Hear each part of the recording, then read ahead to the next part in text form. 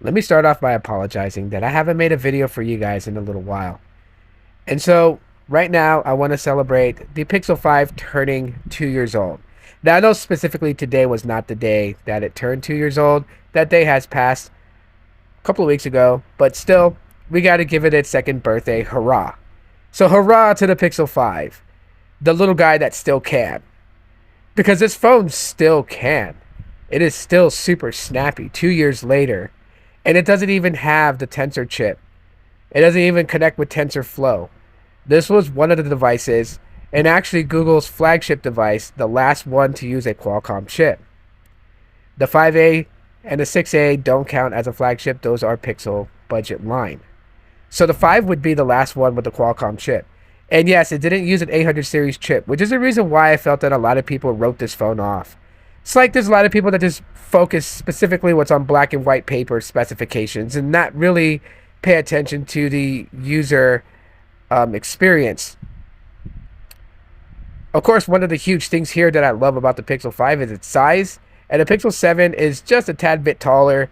So the Pixel 7's grown on me, really, just because it's pretty close to the Pixel 5 size. It is smaller than the Pixel 6, for those who didn't know. But the Pixel 5, sporting that, I call it the generic flagship phone design because Motorola and other companies were using it. And even till today, Apple still uses that design with the square camera module to the left. That's something that's going to stick with Apple. But I'm glad to see that Google went away with that. But it's not a deal breaker for me with the Pixel 5. And even today, if someone was to ask me, is the Pixel 5 worth getting? I would still say yes. Yes, it's still worth getting. If you don't want to spend close to $600 or about, $400, if you want to find a Pixel flagship sub 300, the Pixel 5 is right up that alley.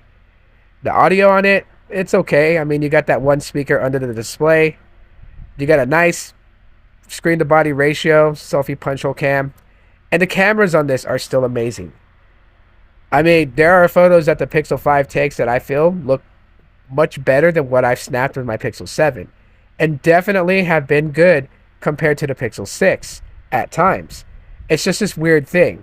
Now, yes, it's still using the Sony IMX363. Same camera sensor found in the 6A, the 5A, the 5, the 4A 5G, the 4A, the 4, the 4XL, the 3A, the 3A XL, and the 3 and 3XL. I mean, it's been around for a long time, so you know that, Google and their optimization with that specific camera sensor, they've nailed it.